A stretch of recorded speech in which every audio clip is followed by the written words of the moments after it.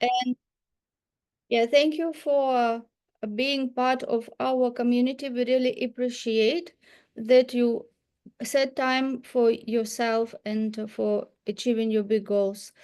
Initially, I will speak about how we will do this, about the structure of these calls. We will start every time with principles, and I will share this with you so we can read these principles. And later, also next step will be that everyone will know the number. Yes, so we will speak and ask questions in the order. So we just have this meeting very well structured. So, and everyone will have 1 minute to share his wins. And after this, we will come to the next part of our call meeting that will be part of asking questions, and everyone will ask question. He will have from 1 to 2 minutes to ask questions, and other people, the participants of this meeting will share their best, yeah, with the person. So everyone can bring from this meeting the best ideas and yeah, sharing from other participants. So let's start today. Those who receive this document can read from your document, and those who didn't receive, we can just read it from the screen. So let's now put we will say the number. So Daniel, it is 1. Christine will be 2. Vangelis 3. Ahmed 4. Maevi 5. Alan 6. Will 7. Yes, I just, as you appeared on my screen, this is how I gave this number. So we will go in this order. Okay, so now we will read the principles of Mastermind. Yes, so it is based on the structure introduced by Napoleon Hill, and we will just follow the same structure for our masterminds. I begin every mastermind meeting by reading these 7 mastermind principles. So I would like you to start with reading. Everyone reads one statement. And number 1 is Daniel. I release myself to the mastermind because I am strong when I have others to help me. Thank you. And the next one, just follow with the number, like in order which we have. I believe the combined intelligence of the mastermind creates a wisdom far beyond my own. I understand that I will more easily create positive results in my life when I am open to looking at myself and my problems and opportunities from another's point of view. I decide to release my desire totally and trust to the mastermind, and I'm open to accepting new possibilities. I forgive myself for mistakes I have made. I also forgive others who have hurt me in the past, so I can move into the future with a clean slate. I ask the mastermind to hear what I really want, my goals, my dreams, and my desires, and I hear my mastermind partners supporting me in my fulfillment. I know, relax, and accept, believing that the working power of the mastermind will respond to my every need. I am grateful.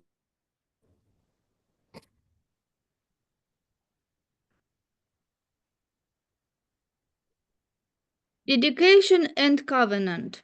I now have a covenant in which it is agreed that the mastermind shall supply me with an abundance of all things necessary to live a success-filled and happy life. I dedicate myself to be of maximum service to God and my fellow human beings, to live in a manner that we set the highest example for others to follow and to remain an open channel of God's will.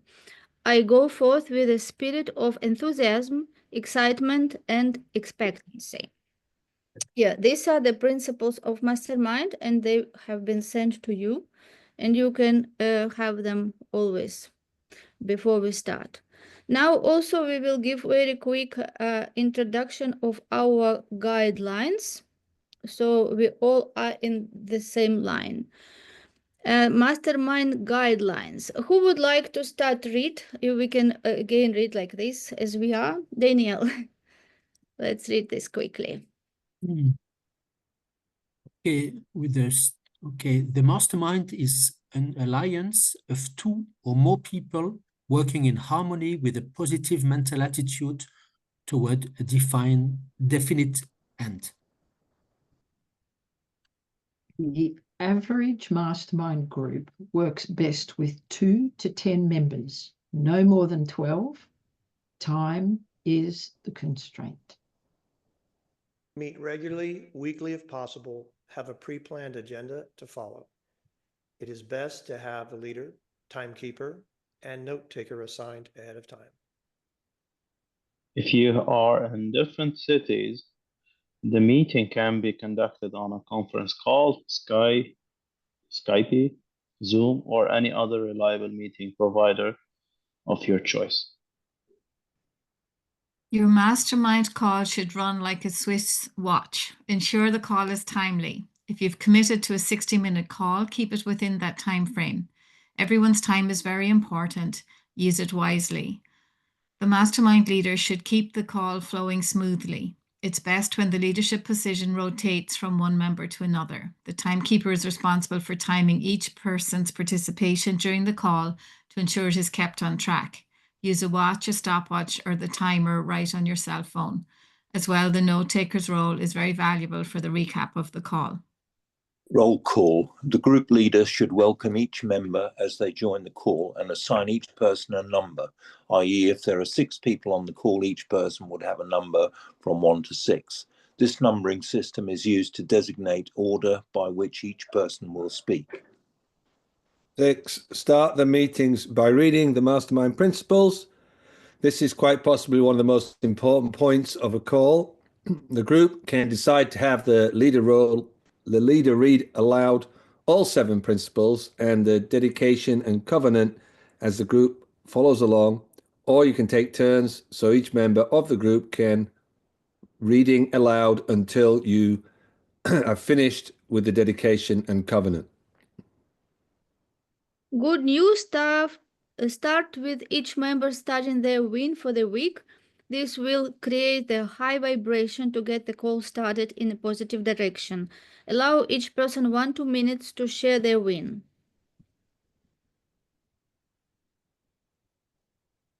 Yeah, Daniel, you can start lead to 8, and yeah, just this is we finish. 3 more. Yeah. Feedback and support. Each mastermind member needs to be prepared for the call to ensure maximum benefit for everyone. The timekeeper determines how much time each person is allocated, making certain to leave time at the end for agreeing who will lead the next call, keep time, etc.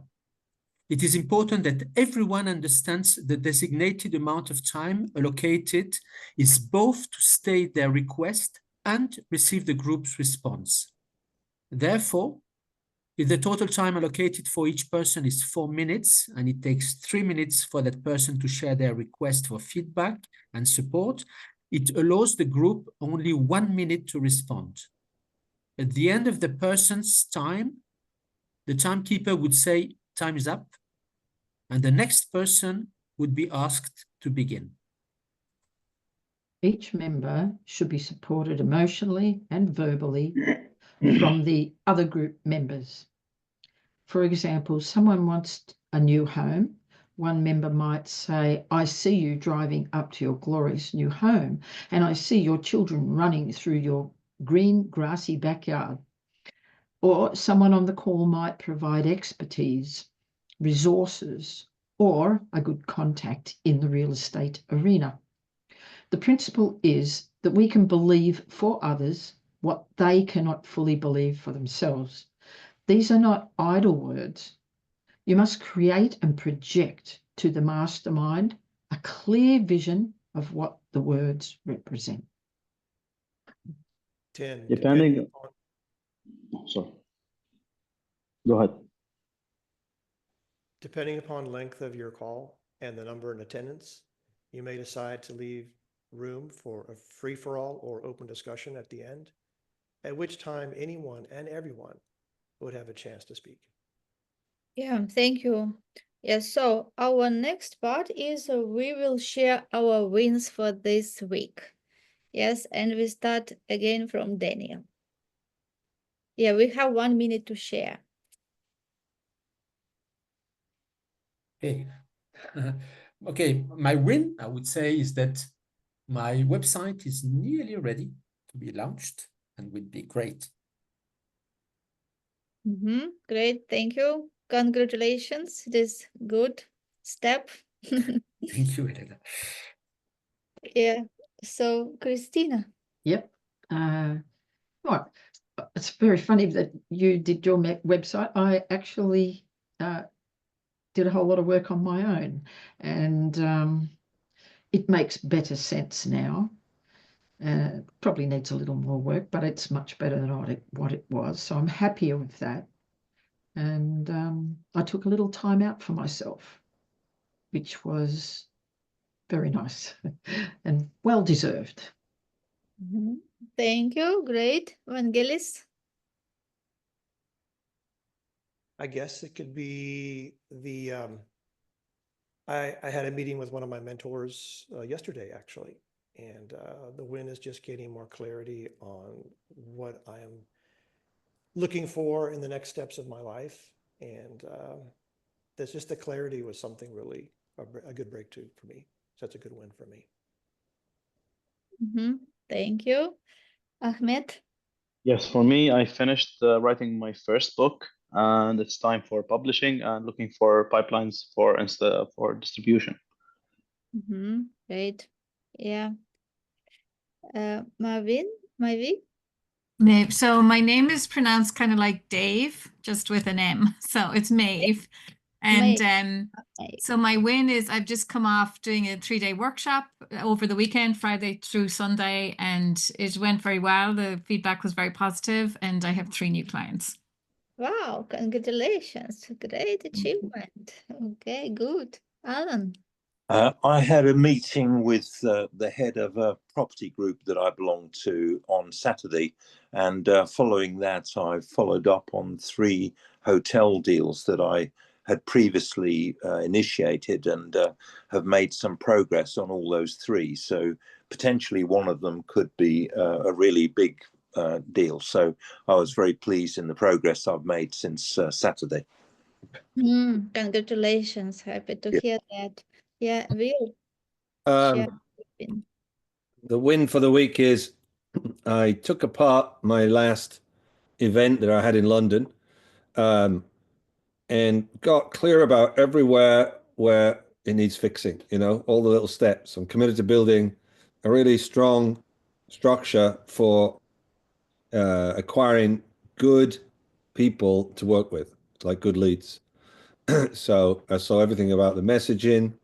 I saw everything about the email sequence, the follow-up, who we were targeting.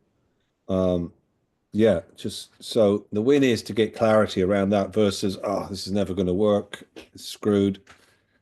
But really get clarity. So that's the win, getting clarity. Yes, and thank you. And my win was that I could support my mother when she had heart stroke last week. And yes, that I could manage my emotions when doctor said that like we have to get her agreement to use electric shock if her heart stops. And I said them, you don't need her agreement. I'm here to tell that you have to do everything what takes to get her back. And yes, I said that you don't need to speak to her because it will make her panic more, and they agreed. So I won, and I didn't scare my mother more. Yes, and now she feels better. So I really won that battle with doctors and didn't let him to scare my mother when she was not feel well. Yeah, so it needed courage and also emotional management. Yeah, great. So now we come to the next. Can I share my win as well? Oh, sorry, Farzin. Yes, of course. Sorry. Okay. Oh, I didn't. So Okay, You Farzin. didn't consider her name. Yeah, sorry, Farzin. So you after Will, number 8. Sorry, I missed you. okay. Yeah. Okay, so yeah, for me it was a something that I had in mind to do to just activate my YouTube channel, and I was delaying it for a long time. So finally, I just got the energy to just go through all the podcasts that I showed up as a guest. So I put all of them in that channel and a couple of videos, and I record a new video, and I'm starting a new series. It is called Friendly Chat with Farzin. So I recorded the first video, and I'm just planning to just put it in there and start promoting it. Great. First step is the Great. most important. Yes, good. Congratulations to all, and thank you for sharing your wins. Our next step here will be asking a question. Yes, so everyone has 4 minutes to ask the question and receive the answer. Yes, and we will ask Ahmed to be timekeeper today. Yes, so what is your question that you would like the group to support you and give you ideas? Daniel.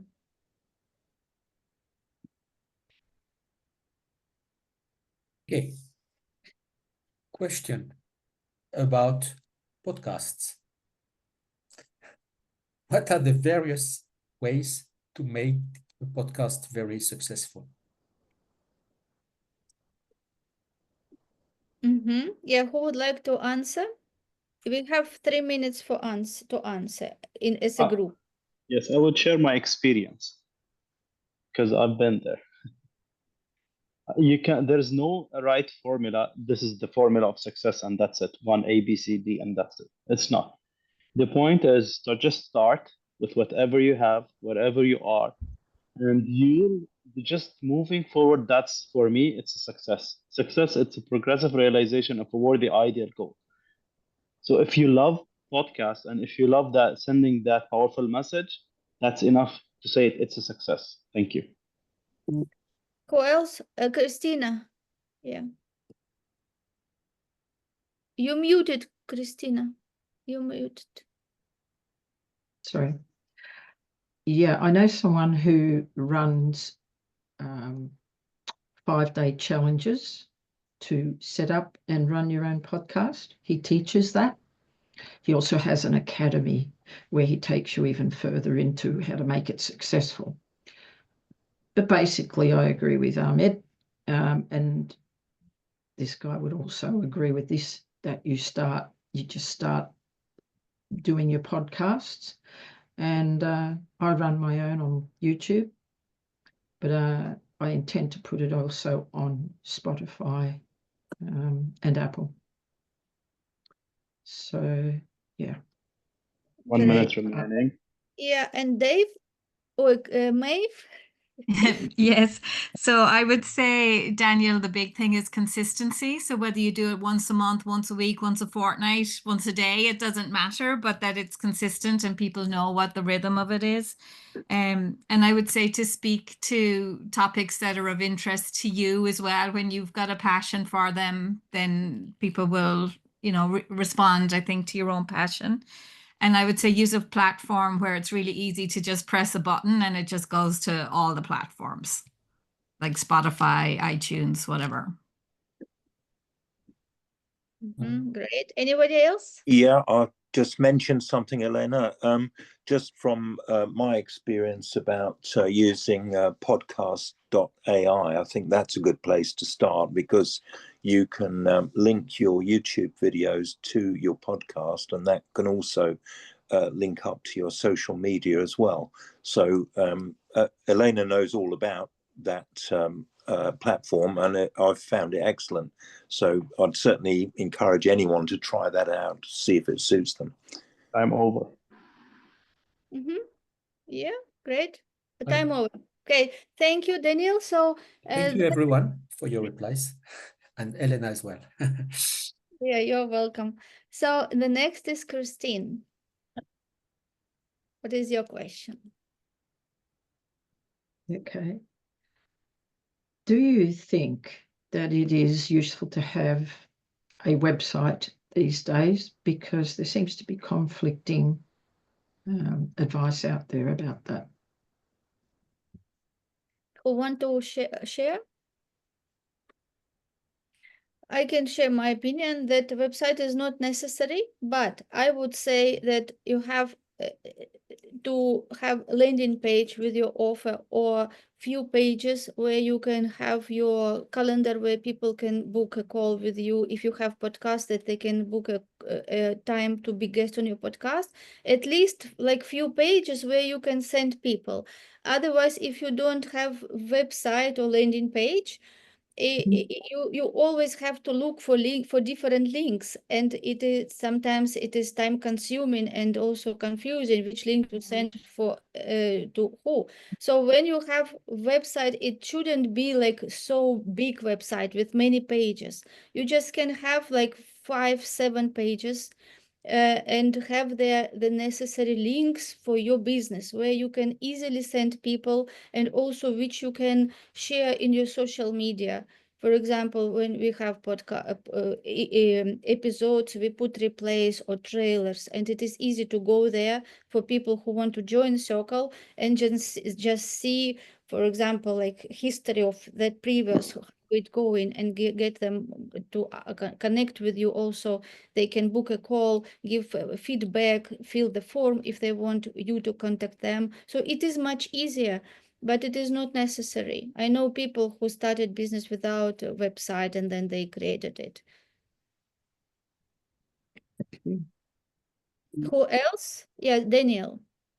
Yeah, I mean, just to complement what Elena was saying, it's not that it's necessary, but for instance, if we want to show where our programs are, or even testimonials or things like that, at least we direct people to one place, and it brings perhaps a small element of credibility, you know, because people will Google you, will look. So it's a plus to have one. Yeah. Anybody else? Yeah, I would say it depends where you are in your business journey. How long has your business been running?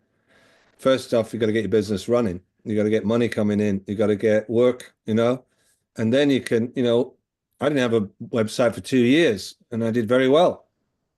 And I don't think I've done that much business from the website, but it's good to have a website because people can go, as earlier people said, check you out, run through your stuff, contact you if they want to. And you can always add to the website. So, adding the podcast stuff to the website was easy to add because the website was already established. Adding an event page was easy to add to the website because it's already established. So I wouldn't say it's the top first thing to do before you start doing anything. I think the first thing to do is get your business working and then add it as an ad. Yeah, right. Yeah, it gives structure and more organization to business when you have website, because it's easy to refer people there and then communicate with them. Yes, anybody else? I think for branding perspective, it can be very useful because you're expressing yourself through one medium. And so you choose the colors, you choose the theme, you choose whatever design that you want. It is representing you. And you put all the contents in there as a central place. And so when you want to interact with people, you just give them that central place, and they have access to all your programs, all your podcasts, all your workshops, or whatever you have, and they can have a good understanding of who you are. If they connect, you continue with that. It is from personal branding perspective, I think it is important to have a website. Yeah, thank you Okay. so much, everyone. Yes. Time is over. Yeah. Okay. The next one is Vangelis asking question. Yes, I would like to have some direction on cover letters. I have never done resumes or cover letters, and I am responding to several different positions. And I've done a lot of research on the stuff, and there's just a lot of different ways to proceed it. And I'm not really sure what people are looking for, because when I was interviewing people, people would say, oh, we've got all these degrees and certifications. And I realized they really didn't have a lot of field experience. So I'm not quite sure how to approach when they say these are all the job responsibilities. You can say yes, yes, yes, yes, yes, or are they looking for how you would present yourself, or a personal touch, or get to emotions, or I'd just like to have some opportunity to see what you guys think about that. In my opinion, I would put my best qualities forward, the ones that you think the job or that you suit the job best. And I would put those in the cover letter, and what they list as the important duties or the things that they've highlighted in their advertisement, they would be the things that I would include in the cover letter, but keep it brief, straight to the point, but very readable, and make it you, because you want to be different to everybody else. I wouldn't get AI to do it. I would write it myself. Ahmed, thank Yes, you. I would share the standards that you would ask for and the core values. Those are so essential in the cover letter. Thank you. Maeve? Yeah, I would say it's very sector specific. So I think depending on where you're applying for the work within, I would look at what are the norms there. If they don't ask for a cover letter, I wouldn't give one. They won't even read it.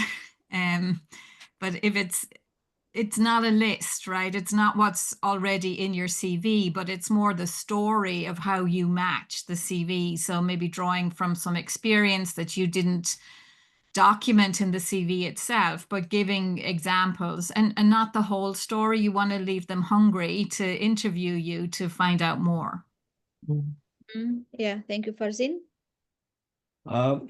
So one thing that I always look at is what value are we bringing to the table? Because I'm sitting as somebody who is receiving those cover letters, and I want to see what they can just add to my company or something like that. So from perspective of a person who is sending the cover letter, it can be something that I can bring this and add this value to your company from the bottom of your heart, because it translates to more value. Because if it's just transactional and checking boxes or something like that, it doesn't create that kind of feeling. But if you truly tell them that what you can do to enhance whatever they have in place already, it can go far. Thank you. Will? 10 seconds. Oh, yeah. What I would suggest is very similar to what Farzin just said, but say what you want, what you're looking for. You know, express your passion. You know, I'm really passionate about X, Y, and Z, and I'm looking for a company that allows me to express that, develop that, you know, contribute that to whoever I'm working with. Thank you. Thank you. Right. Okay, thank you. So next is Ahmed. Ahmed, what is your question? Yes, as I said that I finished writing my book with Gallagher Publishers, and it's time to look for pipelines for distribution. So I want to launch it in US. My question is, anyone have this previous experience, and what would you recommend for the best way for distribution?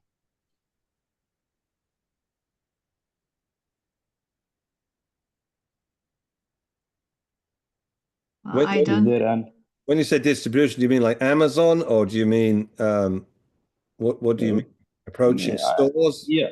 No, I mean publishers, other publishers to publish, because what in the last Amazon's meeting not with yeah Amazon.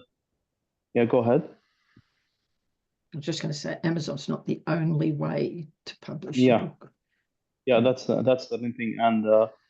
And the last meeting with them, they said we will look for different pipelines, but which do you think is the best that would help a lot instead of making like 5 contracts or 4 contracts? Why should I do just focus on 1 or 2 for the sales? In my opinion, I would do some research on who the publishers are, because there's good ones and bad ones that I've heard of. Not that I will mention that, but you need to do your homework and ask people. In fact, I'm going to attend a webinar. It's early Friday morning, my time, 2 a.m. I can't remember the exact time zone that it's in, but it's a woman who's a book writer, and you might be, well advised to go to that, so you can ask questions of her, because she's published books and she's quite experienced.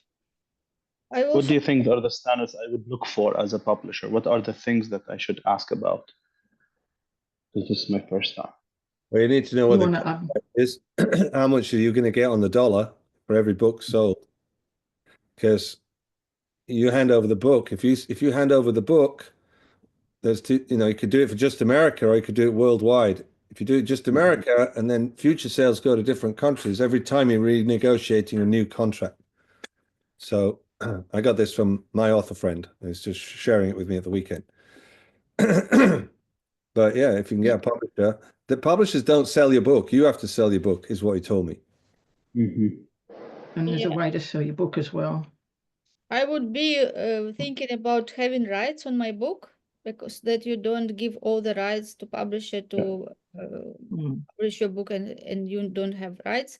I can connect you to publishing.com. They are from US and they're doing good job, so you can meet them and see what they offer, and they can help you to publish the book. Sometimes you can pay them up front, but you get all the royalties. I suppose there's different ways you can do business with the publishers, and they probably all vary. I'm wondering, Ahmed, if you could get an agent, right, who would just short circuit a lot of that for you. I don't know. In our community, we have Pauline, who is helping people to write and publish books. Yes. Also, he's a member of the circle. You can also speak to him, definitely. Yes. What's his name? Pauline Prifty. Yes. Okay. Thank you. I think it is good to speak to some people and find who you resonate the most and who give you best options. Yes, so thank you. Next is Maeve. Okay, so I guess I trained with Brave Thinking Institute, which is not dissimilar, I think, to the Proctor Gallagher approach. And I've been following their model of workshops and inviting people into coaching programs primarily through my workshops. And I'm finding it's, I guess, less impactful over time, or at least I'm not converting the same numbers of clients. So I'm having a total crisis in terms of what's the best way to attract clients and enroll clients, and whether I should even change my coaching offer. At the moment, I have a 12-month rolling program, which I love actually. But anyway, So what do you do when you're having a crisis of faith in your current modus operandi? And how do you know? How do you discern what's a good way to go if you are to change it? Well, I would say consider you have changed something. Performance is an outcome of the actions you took or didn't take. So, were you doing something and you stopped doing that, or did you start doing something new? I mean, has there been a change in the way you run them, set them up, your messaging? I mean, not fundamental, no. And the only thing is just in me probably trying really hard. I think there's a lot of push energy in me and trying to promote things. Yes. I have started just literally this year, started on Instagram. I've had a podcast for a year and a half. Just brought out a card deck. I mean, I would have thought all of those things were positive. I wouldn't have thought they would have negatively impacted in any way. But those are the new things or the things I've done differently. Oh, okay. And are they working? It would appear not. Right. Maybe Yeah. you should try advertising if you haven't done that already. Yeah. Okay. Find someone who can really help you with the messaging so you can attract the right clients. I mean, I've just gone through a whole breakdown with this, but one of the things I've learned is you've got to before you start, you've got to plan it all out. You've got to know who you're talking to, what you're offering them, who do you want, what are their pain points, what are they dealing with, what do they want to solve? There's a whole lot of research I need to get clear for myself, for my ideal client. And that's who I'm speaking to or will be speaking to in the messaging. Not casting a big wide net at just anybody, because you get just anybody. And most of them don't even, they're not your client, they can't afford you, and it's just literally a waste of time and money. Thank you. Ahmed? Yes, I would say just start eliminating anything that's draining your energy. I'm sure that lots of things, and I did that before. I found that somehow the podcast, after some time, is draining my energy, and I stopped that. So maybe this was my case. And for you, just focus on doing 3 things in a great way. I think for you, it would be selling, prospecting every day, and practicing a better presentation. Vangelis? Yeah, mate, find out if your heart is still in it. This is what happened with me. I know that when I'm all into something, there is no effort at all involved. Because Love it. I think you said it a little earlier, your energy has changed. And that's what I think I heard when Will said, what's different? And to me, this is exactly the position I was in, because I have been doing things effortless and all of a sudden it stopped. And I said, okay, now I'm forcing things, I'm wanting things to happen. Yes. And so my question is just check and do an inventory and see if your heart is still really in it. Thank you. Thank you. And then suggest leverage your podcast and YouTube. And YouTube get more visibility. Like now shorts became 3 minutes. It means that YouTube will show your messages up to 3 minutes to people, random people who are not even your subscribers. So get massive, like record episodes, use shorts.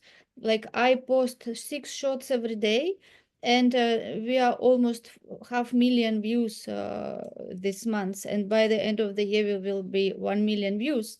Right, so just everything about visibility Fine, level Elena. podcast. Okay. Yeah. So next one is Alan. What is your question? My question is related to the main types of people that I want to speak to. I want to reach out to property owners who have a problem, and I need to reach property investors who may have money to invest. So at the moment, I use a YouTube channel and podcasts, so running them combined, in order to do that. And I wouldn't say necessarily I'm happy with the results. I'm getting views sort of growing organically, but I'm getting nothing like the sort of views that you were describing just now, Elena. So I suppose that there's a bit more to the question is, are these the right platforms to communicate with property owners who have a problem or property investors who may want to invest? Do you think that they are on YouTube? Well, I think some of them are. I had a phone call yesterday from somebody out of the blue who said my name had popped up. I'm not sure exactly where it popped up, but I guess on YouTube. And he spoke to me about a site that he wanted to sell. So, and I have had another instance, quite bizarrely, a couple of years ago. There was a landlord in Cornwall, and he had 30 odd houses that he wanted to sell. He was in ill health, and somehow my video had popped up in front of him. And because I offered to buy property at the market price, that attracted him. That struck a chord with him, and so he called me up and spoke to me straight away. I went down to see him, and had some discussions with him. So yes, it appears as though some people are on YouTube. I'd like to just be a bit more focused about how I find the right people, though, how I find those property owners who've got problems, because they may be different sorts of problems. They may have a financial problem. They may be going through a divorce, therefore they want to dispose of property. There may be someone who's got an empty building, which is Alan, yes, let us support you because okay. Yeah, I was just to clarify. So, Alan, Yeah. I would like to know, do you want these investors to be in England or in the UK, Well, or they does could it be matter? worldwide, you see, because Right. UK is an attractive place for investors to make money. So, Well, I do know a property investor, mhm. and I can put you in touch with her if you want.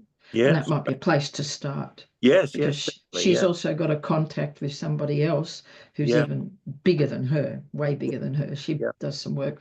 So it could be a place to start. Yes, thank you, Christine. Vangelis?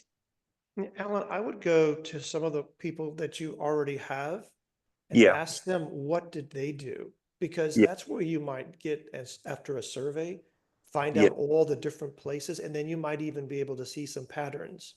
Yes. Like, is it demographic? Is it culture? Is it income?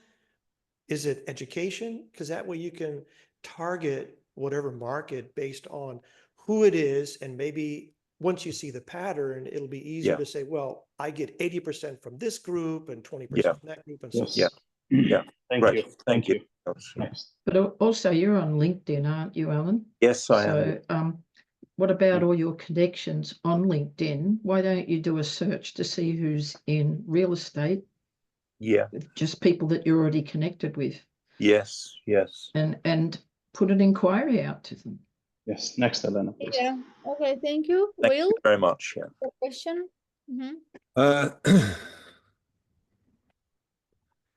My question is, my ideal client is a business owner, anywhere from 500,000 revenue to 10 million.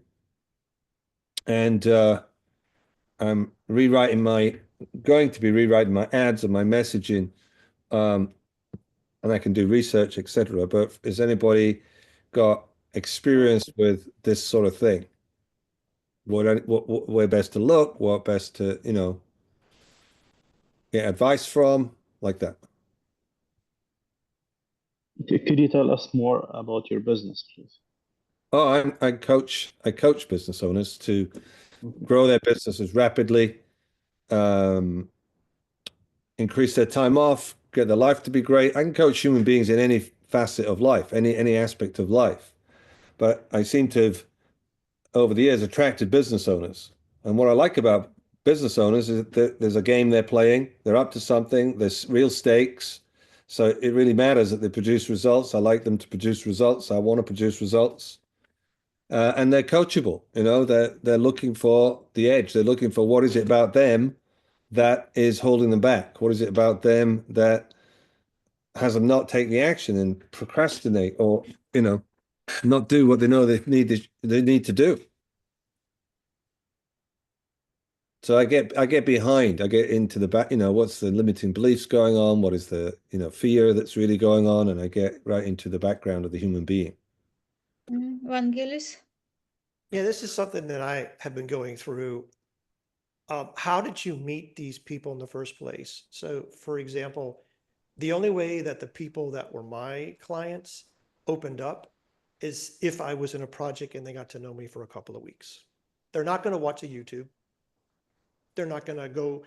I meet them at the resorts, the golfing resorts, all these high price things where you pay $200,000 a year.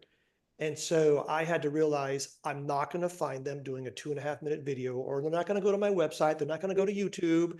Yes. That's just not my client. So what is your client? Where do they actually go, and how have you met them in the past? That's what really helped me, Will. And Will, I would say maybe speaker engagements, or being at business networks, being at conferences, like the types of conferences that your clients are likely to be at. That kind of personal connection, just like Vangelis was saying, will be a deal breaker, I would say. Yeah. What about networking groups? Yeah. Business Yeah. networking. Yeah. I would Chambers suggest of Commerce. The approach, let it be like asking for help or asking for advice. Say again, I'm sorry. Let your approach be like asking for help, or you are asking for help, or you are asking for advice. Like someone is earning 10 million. You know what I mean? Mm-hmm. So you would ask for advice from him, and then this is how it would be a best way to connect with them, because it's about the connection. It's not about the selling. Yeah. Mm. And So find forget out what selling. really triggers them. I Yeah. had one guy who he was making $10 million a year, and he was saying, I'm not really interested. And I realized he had a network outage and he couldn't finish his golf game. So the next time I spoke with him, he said, why would I do this? I said, so you can finish your 18 rounds of golf. He says, do it. Yeah. Everyone has a trigger. It's not always money. Yeah. But Mm. That's find why out. listening. But this means you have to get to know them, like what Ahmed said. You have Yeah, to get to know listening. them and find out what their triggers are. Listening will let you earn millions. Mm. Listen with your intuition. Thank you. Next. Farzin? So my question is regarding the YouTube channel that I'm just starting. So I'm at the starting point, and I appreciate the good practices that that helps me to just promote it and on an organic way to get the best results out of it. And is it important to have it niche down to a specific pain, or I can go a little bit wider on that? Well, you've got to get your SEO right, and that's a mistake I made because I didn't do that first up. So get someone to help you with your SEO. But what do you mean niche it down, or like what is your podcast about, or your YouTube channel about? So yeah, let me give you a little bit of background. So I help people to drop their inner resistance and move forward in life. So it can be trapped emotions, limiting beliefs, or many other things that is holding them back. So it's very wide, and but sometimes I feel that I'm not getting good results because it's too wide. So I have to just bring it to a specific pain point or niche to communicate to that specific people. But if you put different videos, you could do different videos to different people, perhaps. Okay, thank you, Christine. Alan? I'd suggest that you consider using vidIQ software that helps you to identify what your competitors are doing in your niche, and also it gives you daily ideas about ideas for videos. So it will tell you hot trends, and it will also prepare thumbnails for you, very eye-catching, snappy thumbnails, and it will also give you tags as well, so that your videos are actually attracting the right sort of viewers. I mean, it's really good software. It'll cost you, I don't know, $100 a month, but it's worthwhile doing to help your channel to grow. Mhm. Thank you. Thank you. Vangelis? What perspective do you want your clients to have? For example, do you want people that already know their pain points, or do you want people that don't know they even have a pain point? I had to make that huge decision because I said, well, they won't understand. Well, do you want people that don't understand and you have to spend all the time explaining? Or do you want people who already know what you're talking about, so you don't have to put so much effort in and say, are you this? Are you feeling this? Are you having these emotional struggles? Are you having these blocks? Are you having these sabotaging tendencies?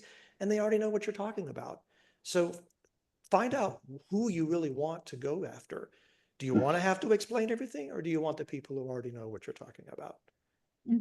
Yeah, so make your messages that will resonate with people who you want to help, that when they listen, hear you, they say, oh, this is exactly what I want. So make your messages here. And also, I want to give you all tip. If you record messages below 30 seconds, if you make it 28 seconds, it will be free. It is free advertisement on YouTube, and YouTube will show you these messages 28 seconds. You can put them to be shown before your competitors, like people who are in this field, that people will see your messages. So this is the best way how to get out and be seen for every field. And then also when you do YouTube ads, it is much better than Google ads, because people will watch 60 seconds before they go to your ad. It means that they will already know, and then they go to ad, that they will, when they click, when you will be charged only for clicks, but before they click, they will already know what it is. It is not like on Google when people click without even knowing who you are. On YouTube, they listen, hear you, and click. So it will save you money, and you will get more outreach on YouTube ads. Okay, So thank you, Elena. it should be recorded in a short format, or the 28 seconds that you're talking about. Yeah, you just pre-record 28 seconds and put it as a YouTube ad. It will be free for you. If it is exactly 28 seconds and you don't use any link to click, initially you create awareness. Even if they don't click, but they see you every day, they see you, oh, Farzin comes before everyone else, who I'm already subscribed, and Farzin is here, and I go to another guy and Farzin is there. So it will create awareness. It is for every one of you who just shared. So YouTube ads is really good. Just make sure that there is no link to click, and it is 28 seconds. It is not 30 seconds. You can also show them where to go. You can just write on the paper and show, just visit my da, and that's all. Yeah, it will not be considered as the link, but it will make a very big sense. And when you create your messages exactly to your avatar, who will hear this and say, this is I'm looking for, this is my problem, and this is how people will know about you. Yeah. And Okay, we still have 1 minute. Yeah. Okay. Great. So we done. Congratulations. We are just on time. 1 hour. Thank you so much. So I hope that everyone enjoyed our first event, and we will meet in 1 month. Thank you. Thank you, everyone. Thank you. Enjoy Thanks so your much. day. Thanks, Elena. Thank you, everyone. Bye. Yeah. Bye-bye. Bye-bye.